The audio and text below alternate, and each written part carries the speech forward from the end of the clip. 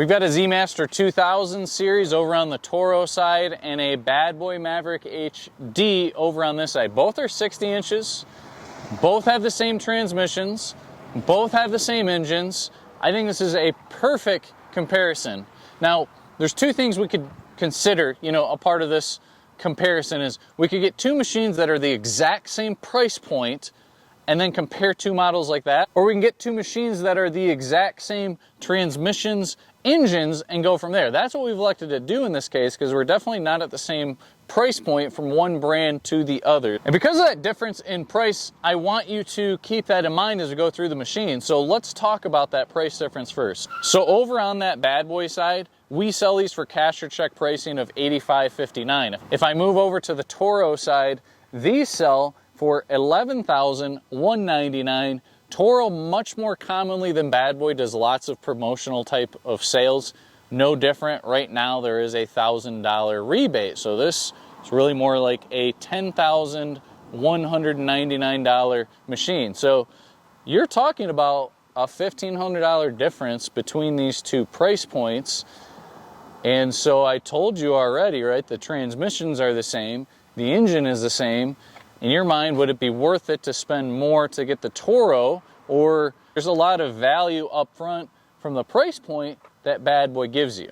So let's just briefly walk back, from front to back on both of these machines.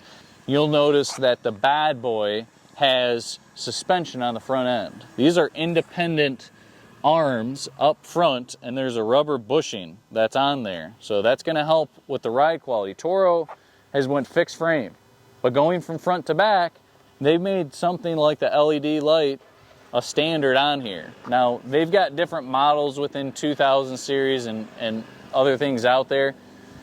The only one that they offer this engine on, that light is a standard. So that's kind of, offsetting to some degree. How much does that matter to you? It's certainly nice that the Bad Boy has suspension when that Toro is a fixed frame. And as we work our way towards the back, you have access on both sides to get to that deck. So you can flip this up.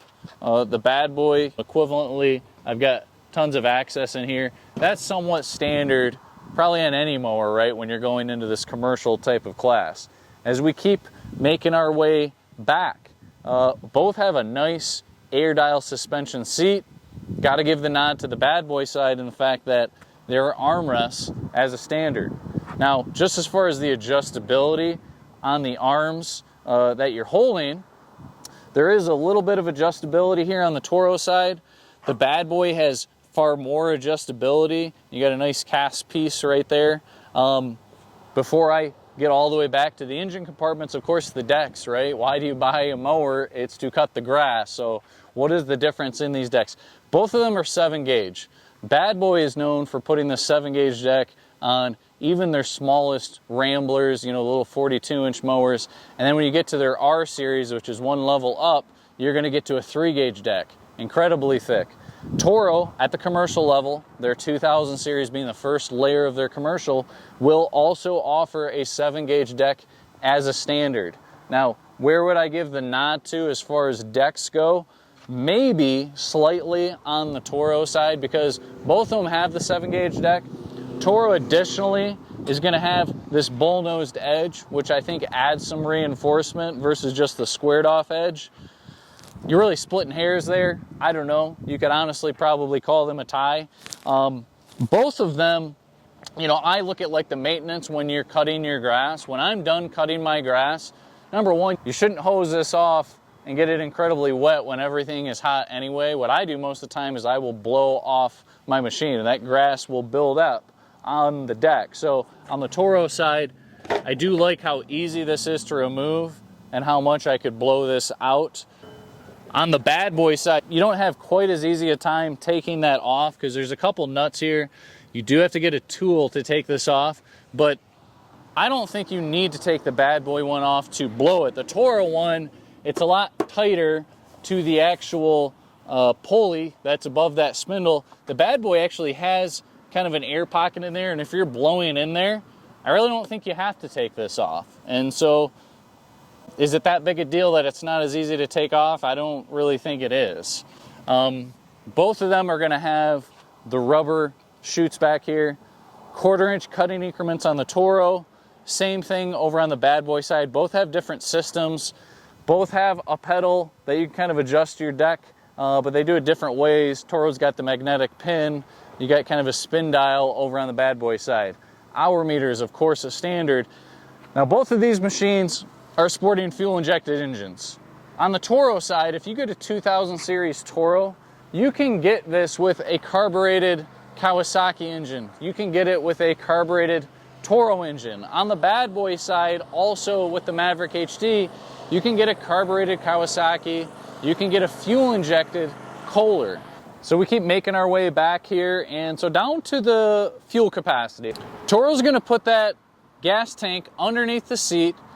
It's only a 7-gallon tank, now that's a really large tank. This has a 13-gallon fuel capacity. You know, Bad Boy makes a Maverick, then they go up to this Maverick HD. The Maverick only has one of these tanks. They put them on the side on the Maverick, and it's a 6.5-gallon tank. Well, you go up to both tanks being used, and you got 6.5 gallons on each side, 13 gallons total, so way more fuel capacity on here. Also, continuing back on that machine, not to completely miss this part on the deck, but this has a striping kit that is a standard and integrated on that deck, so it is better for striping as well. So we keep making our way back.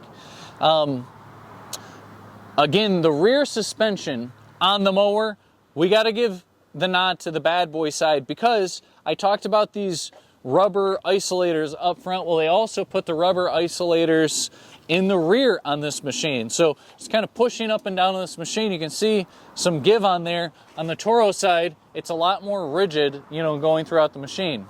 So we're behind both the machines now. You do see there's an advantage here that it is standard to come with a receiver. You can put something in there. Bad Boy, you can add that, but that's something you got to pay for later, an accessory add-on to get something like a hitch. Now, I already told you guys both of these have the fuel-injected Briggs & Stratton Vanguard engines, both really good options. Fuel injection, who doesn't like that? But flipping up the seat, let's go ahead and do that on both models. You can't do that on a Toro, okay? But the Bad Boy, you can. That is an advantage on the Bad Boy side, is that there's more access to get to everything. I think it's very clear here that actually working on the machine is a little bit easier on the Bad Boy side. One thing you'll notice too, if I'm back in this compartment, there's a couple of reservoirs in here on the Bad Boy side. So both of them, I told you, had the same transmissions. They both have a Hydro Gear ZT3400 transmission. What's nice about this is you'll notice beneath this, there's a tube that hooks directly up to that transmission. So the transmission itself is the same, but there is a tube here, and it's easier to make those transmission fluid changes on the Bad Boy side. Over on the Toro one, if I come back here, you can't even see where that transmission is. It's beneath all of this. If I was to do the same change on the Toro side, number one, they do not have an external reservoir to change that. I wish they would make that a standard on this 2000. You'd actually, I believe, you'd have to unbolt this so you could get access to the top, and then connect a tube to the top of that transmission so that you could service it. So I would give the nod as far as accessibility, serviceability, probably over to the Bad Boy side. So, you know, I've mentioned a lot of things, and getting back to the rear of the machine, there's obviously a lot of things where I've shown that advantage over on that Bad Boy side. But here's the deal. I talked about all those advantages, and I talked about the price being more affordable on the Bad Boy side as well. It seems like a no-brainer with everything I've said thus far that you almost would want to lean more to that Bad Boy side. But let's talk a little bit deeper about that whole warranty aspect of the equation. Bad Boy goes with a 2-year warranty.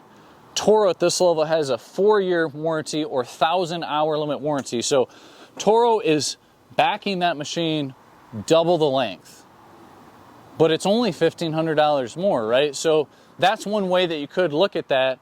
How much does that warranty matter to you with all the other advantages that you kind of see on that Bad Boy side? You know, for us on the warranty side, it seems like most of the claims that we see, most of the claims happen in the more immediate. Something was kind of wrong from the factory, it was a defective part, this and that. So most of the warranty stuff we do see more at the beginning, but if I was a homeowner versus commercial, you know, it's a toss-up. It's really nice to have something like a 4-year warranty. Like for us here at Howe Equipment, we're located in Jackson, Michigan, by the way. Come buy a mower from us. If you buy a commercial mower from us, we have a 0 downtime program. So if you buy a commercial mower from us and it is in the warranty period, we are giving you a loaner mower for no extra cost. So I'd almost be like, if I was buying from Howe Equipment, man, that'd make me kind of think twice here, because I'm going to have a 0 downtime machine for 4 years instead of 2. Or, you know, maybe you don't have a dealer with programming like that. So you got to weigh the pros and cons of how much that warranty does matter to you. Value upfront pricing, definitely Bad Boy has an advantage on that. I'll tell you what, I mentioned this in all the videos, it seems like, but there's a lot of different brands out there. When you're spending around $10,000 like you are in this case, even if you weren't to get one of these 2 brands, you're probably getting a really solid quality product. What's far more important even than just the product is the dealer. So the only people that have a really, really hard decision in this case are the people that are going to buy from us here at Howe Equipment, because we're going to deliver the great service to you. And you could get that with either a Toro or a Bad Boy, but maybe you've got a Bad Boy dealer that's just a phenomenal dealer that is close to you. Maybe you've got a Toro dealer that's the same case. Maybe lean towards that in your decision. Maybe you've had a good experience. I even just tell people, sit on the mower. Hopefully you got a dealer that would let you test drive these, even just in the parking lot, get a feel for it. And you may just gravitate towards how your body actually fits inside a mower. Do you have more space one versus the other? Maybe you just aesthetically like that feeling, because like I said, you're getting the same engine, same transmission, a lot of similar components. So keep that in mind. And like I said, if you're up in this area, we're located here in Jackson, Michigan. Come see us.